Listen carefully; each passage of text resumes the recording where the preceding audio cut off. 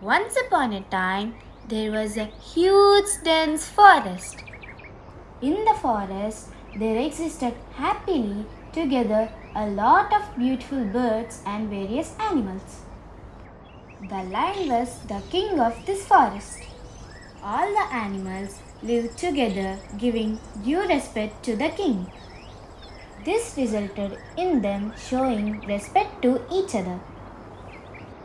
Once, the Lion King called the minister elephant and said, "O Minister, begin the preparation for our annual forest festival and make sure it is grand. Also send an invitation to all the birds and animals in the forest."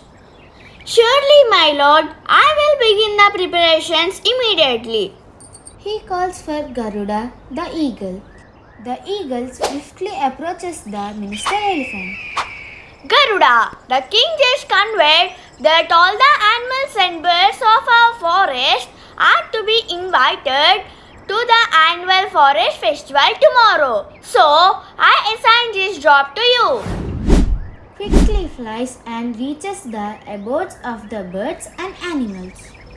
Dear friends, hear. Our respected Lion King has invited us all to the annual forest festival that is to be held tomorrow. Hence, all of you are expected to come along with your near and dear and make sure that the event is celebrated grandly.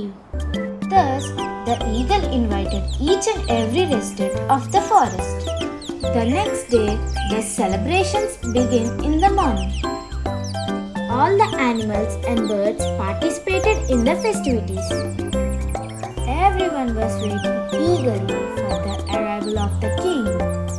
All the younger kids were enjoying the sugar candy being sold in the festival. It was a joyous occasion. In the meantime, the Lion King arrived. The whole forest went silent and started watching the proceedings.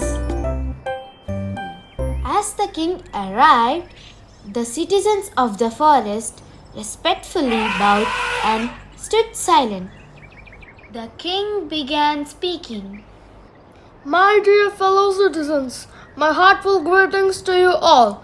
This forest is akin to a mother to us all, and it is our responsibility to protect it.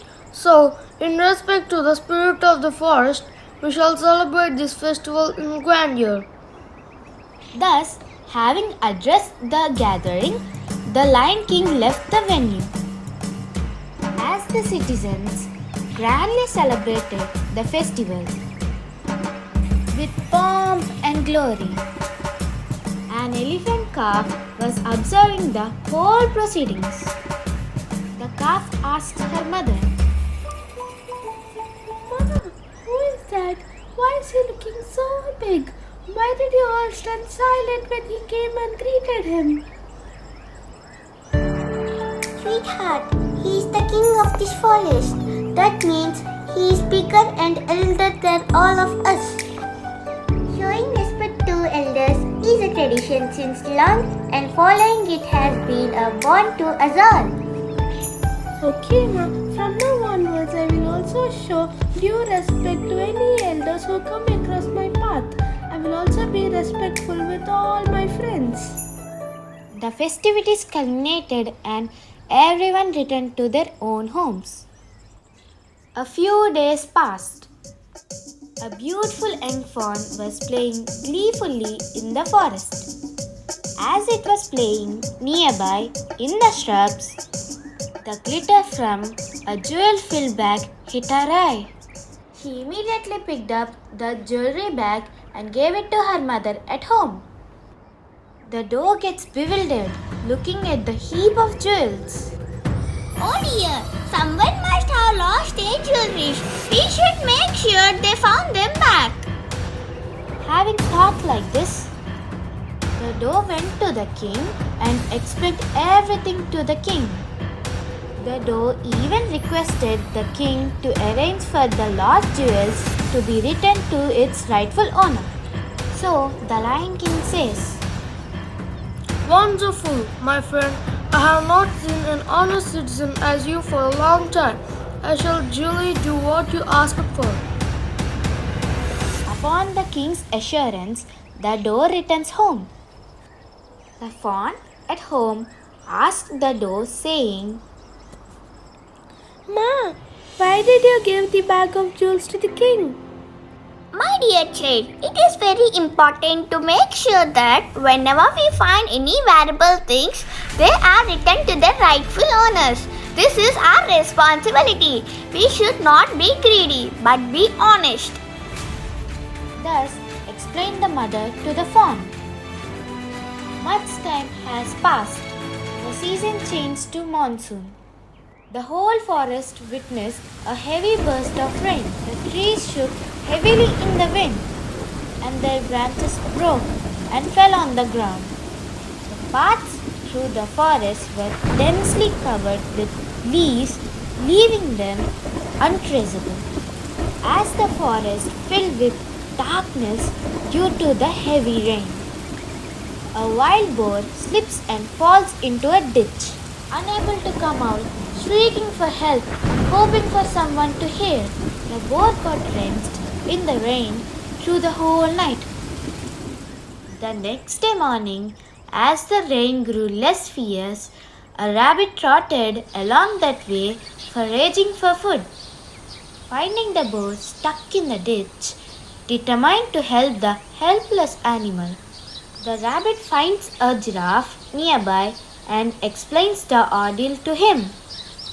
Immediately, the giraffe goes to the incident area and helps the boar out of the ditch. The boar, with its heart filled with happiness, expresses gratitude to the giraffe. So, the giraffe in reply said, My friend, actually the animal who saved you is this little rabbit. It was he who informed me about your predicament. His punctuality was the reason you're alive now. So, the boar hugs the rabbit closely and expresses its utmost gratitude to him. Moreover, he immediately rushes into the forest, collects all the carrots he could find nearby, and gives them to the rabbit. The next day, the wild boar gets an idea. With a determination to make sure that no one else faces the same dangerous situation, it immediately goes and clears the rebel's room across that path. A crane perched on a tree branch nearby observes this whole incident. It flies over to the boar and ridicules him sarcastically, saying, How many responsibilities you are unnecessarily bearing, my friend? You are relentlessly cleaning this whole path. Did the king promise you his wealth if you did this? Listen, my friend, due to the danger that I had to face yesterday, I had to suffer a lot. It is truly a miracle that I am still alive today after going through such a horror. Having decided that I will not anyone else face the same situation, I have made up my mind to clean this forest.